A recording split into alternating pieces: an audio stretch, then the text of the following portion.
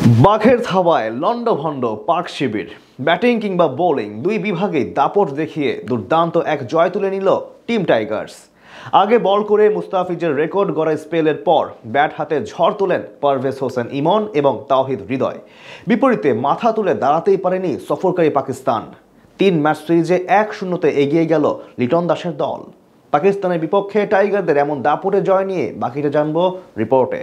প্রায় ১৪ মাস পর মিরপুরে টি-20 ম্যাচ খেলতে নামে বাংলাদেশ। স্বাভাবিকভাবেই কানায় কানায় ভরপুর ছিল পুরো গ্যালারি। উপস্থিত দর্শকদের অবশ্য হতাশ করেননি বোলাররা। চিরচেনা হোম অফ গ্রাউন্ডে আজ ছড়ি ঘোরায় মুস্তাফিজ, শেখ মাহাদিরা। টস জিতে বল করতে নেমে প্রথম ওভারেই উইকেটের সম্ভাবনা তৈরি করেন সহ অধিনায়ক শেখ মাহাদি হাসান। তার বলে শর্ট ফাইন লেগ অঞ্চলে ক্যাচ তুলে দেন ফখর জামান, কিন্তু সেটি তালুবন্দি করতে পারেননি তাসকিন আহমেদ। ক্যাচ মিসের ক্ষতি পুষিয়ে দিতে অবশ্য দেরি করেননি ঢাকা এক্সপ্রেস। পরের ওভারে বোলিংয়ে এসে আরেক ওপেনার সাইম আইয়ুবকে আউট করে দলকে প্রথম সাফল্য এনে দেন এই পেসার। উইকেটের খাতা খুলতে বেশিক্ষণ দেরি করেননি শেখ মাহাদি।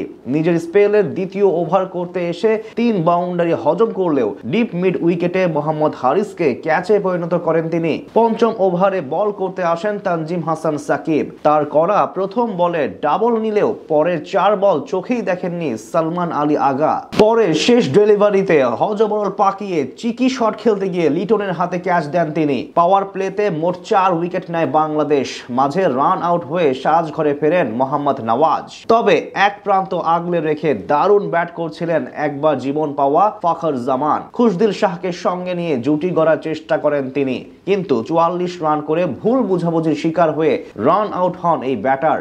শেষ দিকে কিছুটা চালিয়ে খেলেন আব্বাস আফ্রিদি। তার ২৪ বলে ২২ রানের ইনিংসে ভর করে ১১০ রানে অল আউট হয় পাকিস্তান। টাইগারদের হয়ে ৪ ওভারে মাত্র ৬ রান দিয়ে ২ উইকেট নেন মুস্তাফিজুর রহমান। জবাব দিতে নেমে শুরুটা মন মতো করতে পারেনি বাংলাদেশ। লঙ্কানদের বিপক্ষে ক্যারিয়ার সেরা ইনিংস খেলার ১ ম্যাচ পরেই ব্যর্থ হলেন তানজিদ তামিম। আজ তার কাছ থেকে আসে মাত্র ১ রান। উইকেটে এসে বেশিক্ষণ থিতু হতে পারেননি অধিনায়ক লিটন কুমার দাসও। তামিমের সমান ৪ বল খেলে তিনিও আউট হন ১ রান করে। টানা ২ উইকেট হারিয়ে বেশ ভালো চাপেই পড়েছিল স্বাগতিকরা। সেখান থেকে দলের হাল ধরেন তাওহিদ হৃদয় এবং ওপেনার পারভেজ হোসেন ইমন। দুজনে মিলে আবারও ম্যাচে ফেরান টাইগারদের। সাথে খেলতে থাকেন রানের চাকা সচল রেখে। শেষ ৭০ বলে বাংলাদেশের দরকার ছিল মাত্র ৫৩ রান। সেখান থেকেই হৃদয় এবং ইমনের দৃঢ়তায় ম্যাচ জয়ের দ্বার প্রান্তে চলে যায় টিম টাইগার্স। যদিও ৩৭ বলে ৩৬ রান করে আব্বাস আফ্রিদির বলে বোল্ড হয়ে বিদায় নেন তাওহিদ হৃদয়। তবে বাকি ব্যাটাররা বড় কোনো বিপদ হতে দেননি বাংলাদেশের। অর্থাৎ সহজ জয় নিয়ে মাঠ ছাড়ে স্বাগতিকরা। ব্যাট হাতে অর্ধশতক করেন পারভেজ হোসেন ইমন।